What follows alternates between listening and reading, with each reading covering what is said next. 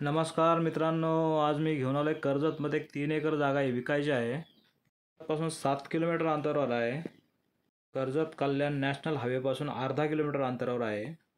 पुणे स्टेशनपासून 300 मीटरवर आहे. जागेची किंमत ही 4 लाख रुपये पर गुंठा इतकी आहे.